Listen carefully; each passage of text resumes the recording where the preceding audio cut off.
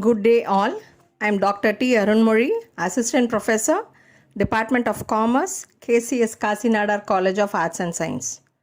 I welcome you all for this presentation on sampling. It is based on the accepted curriculum of all universities on this subject. Sampling. It's a part of an universe or a population, a census, which presents the characteristics of the whole universe under study. Thus, a sample is a small portion of the population universe from which it has been drawn that may represent that population. Sampling is the technique of data collection in sociological research when population is large. It provides a set of data which stands for the whole of the population. Population, a group from which the sample is drawn, is called the population or a universe.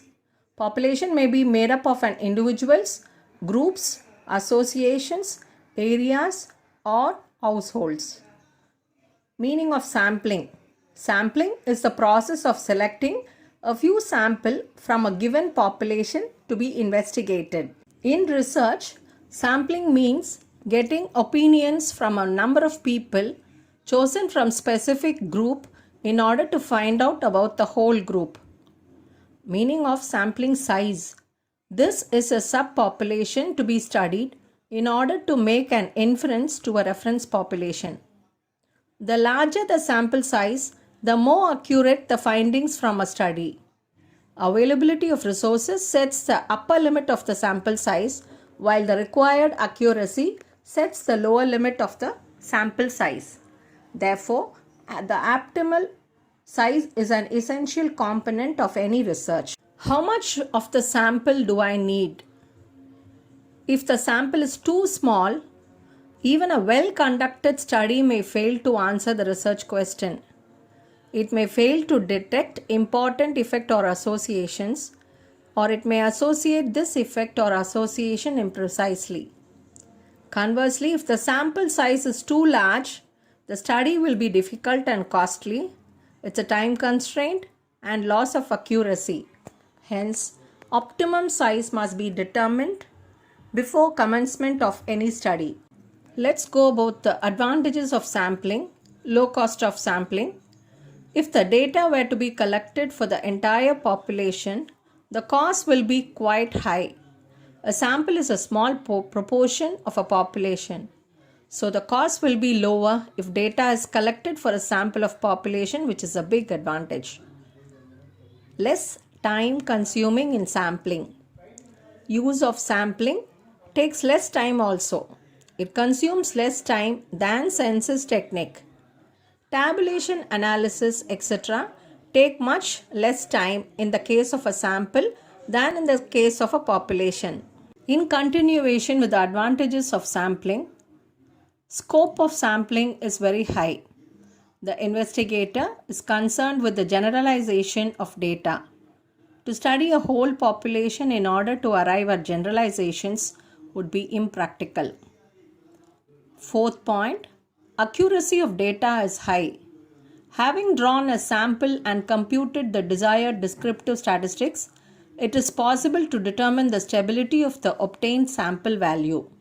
It permits a high degree of accuracy due to a limited area of operations. Moreover, careful execution of fieldwork is possible. Organization of convenience. Any organizational problems involved in sampling are very few. Since sample is of a sample size, vast facilities are not required. Sampling is therefore economical in respect of resources. Study of samples involves less space and equipment. 6th point, intensive and exhaustive data. In sample studies, measurements or observations are made of a limited number. So, intensive and exhaustive data are collected. Suitable in limited resources. The resources available within an organization may be limited. Studying the entire universe is not viable. The population can be satisfactorily covered through sampling. Where limited resources exist, use of sampling is an appropriate strategy while conducting marketing research. A better report. An effective research study requires a good rapport between the researcher and the respondents.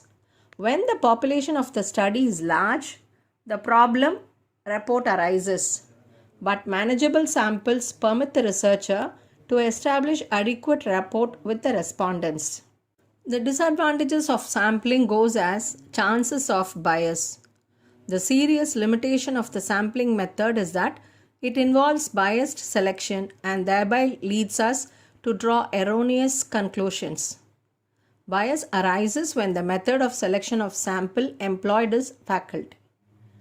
Relative small samples properly selected may be much more reliable than large samples poorly selected. Difficulties in selecting a truly representative sample produces reliable and accurate results only when they are representative of the whole group. Selection of a truly representative sample is difficult when the phenomena under study area of a complex nature. Selecting good samples is difficult. Third one, inadequate knowledge in the subject. Use of sampling method requires adequate subject-specific knowledge in sampling techniques. Sampling involves statistical analysis and calculation of probable error. When the researcher lacks specialized knowledge in sampling, he may commit serious mistakes. Consequently, the results of the study will be misleading. The disadvantages continues as changeability of units. When the units of population are not homogeneous, the sampling technique will be unscientific. In sampling, though the number of cases is small, it is not always easy to stick to the selected cases. The units of sample may be widely dispersed. Some of the cases of sample may not cooperate with the researcher and some others may be inaccessible. Because of these problems, all the cases may not be taken up. The selected cases may have to be replaced by other cases. Changeability of units stands in the way of results of the study. Impossibility of sampling. Deriving a representative sample is difficult when the universe is too small or too heterogeneous. In this case, census study is the only alternative. Moreover, in studies requiring a very high standard of accuracy, the sampling method may be unsuitable. There will be chances of errors even if samples are drawn most carefully.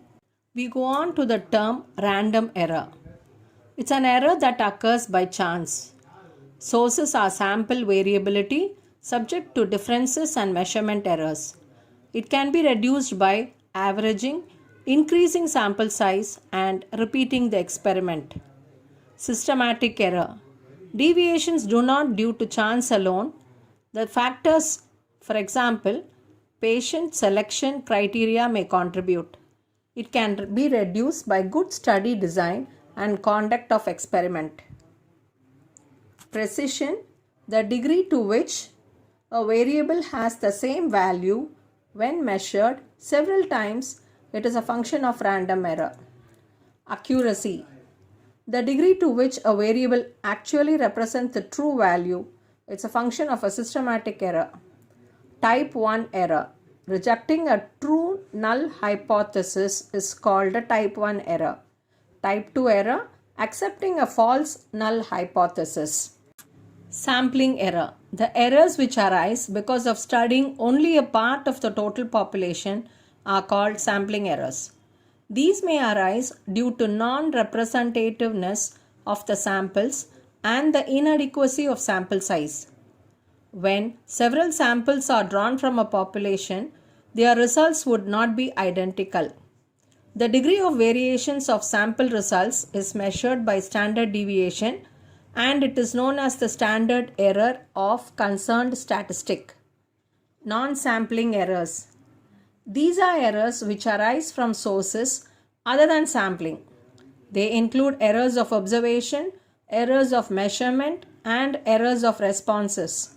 The physical procedures of observations or interviewing are subject to imperfection which cause errors. Thank you. We would meet in the next presentation.